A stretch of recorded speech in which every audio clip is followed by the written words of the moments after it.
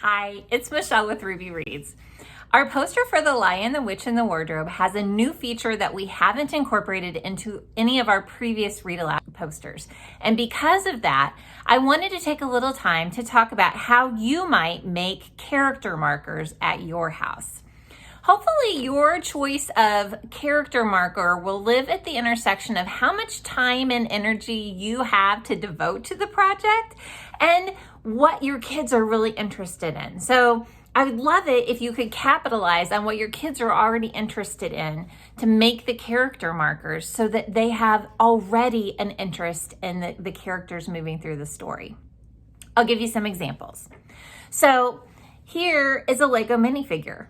This could be your Peter, especially if your kids really love the Lego figures and you don't have a lot of time and energy to devote to creating new character markers. This is a great choice. You know what else could be a great choice that is really easy? Game pieces. If you use a game piece, I would put a little marker on them because all of your game pieces will sort of look the same after a while, okay? So this could be another way that you could go if your kids don't have strong opinions and you don't have a lot of time and you just want to get going. A game piece is super easy. If you still don't have a lot of time but your kids are really artistic, then you can draw, all this is a little sleeve, and you just slide it on over your game piece. This helps it stand up a little bit more. You could probably get it to stand up without the game piece after you kind of arch it a little bit, okay? But I like a little bit of security, so I could just slip it on over my existing game piece, okay? Here's another way to do Peter, okay? Lastly, if you have a lot of time and your kids are very artistic, you might want to paint pig dolls. This is a super fun craft.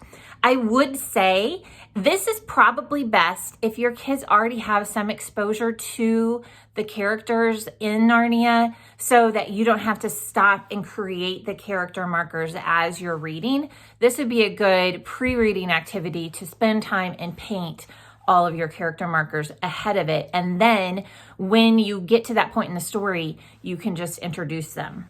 For some of the easy make character markers, you can wait until you get to that point in the story and then make it, okay? But when you do something a little bit more time heavy, like painting pig dolls, you'll want to probably do that ahead of actually reading the book so you don't stop for each one. We would love to see what you and your creative kids come up with as character markers. Be sure to tag us on Facebook or Instagram using @RubyReadsBooks or #Ruby's Read-Aloud Posters. We can't wait to see what you come up with.